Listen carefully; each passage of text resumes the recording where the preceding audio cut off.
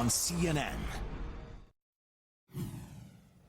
As we take a closer look at this travel chaos at airports around the country, Sarah Nelson, the international president of the Association of Flight Attendants, is back with us. So, Sarah, let's talk about what you're hearing from your members. We know over 1,300 pilots were on a picket line in Dallas this week saying they're overworked, underpaid.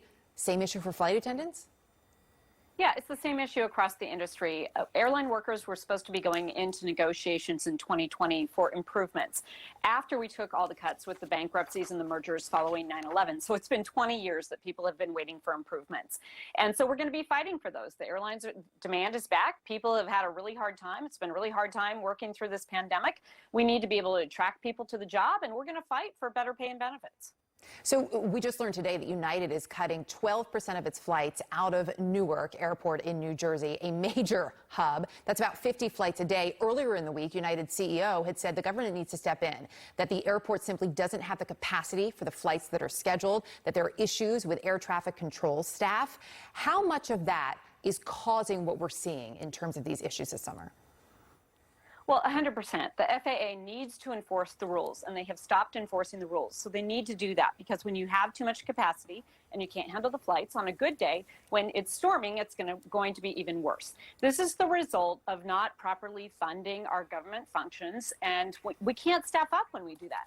We also can't upgrade equipment. So the FAA needs to enforce the rules, and we need lawmakers to make sure that we don't have extensions of funding that are inconsistent. We can't increase pay and benefits and attract people to the work, and we also can't upgrade the equipment to be able to respond to the situations with weather today.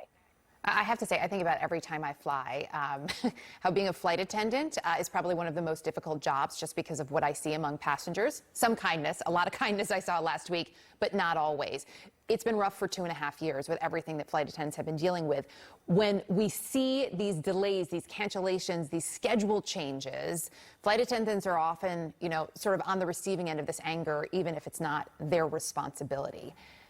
Are they getting more of that right now? So, Erica, I had a hard time hearing you. I don't know if you can hear me. But for all the people working on the front line, I want to assure the public that it's not always the airline's fault, and we're going to put safety first. And when people are taking out their aggressions on flight attendants, what that can do is it can delay your flight. It can divert your flight. It is going to exacerbate the situation. So at the very least, it is going to inconvenience everyone, and it's also going to set a tone that doesn't help us get these flights up in the air and get everyone safely to their destination. Sarah Nelson, sorry, Sarah, appreciate it. Thanks again for joining us today. And just a couple of notes as you're all working to navigate this chaos at the airports. I should note, Sarah did tell us ahead of time a couple things you could think about packing with you. Bring yourself a protein bar, a little snack, pack your patience, of course, and make sure to check your schedules before you leave for the airport. Thanks to all of you for joining us this hour.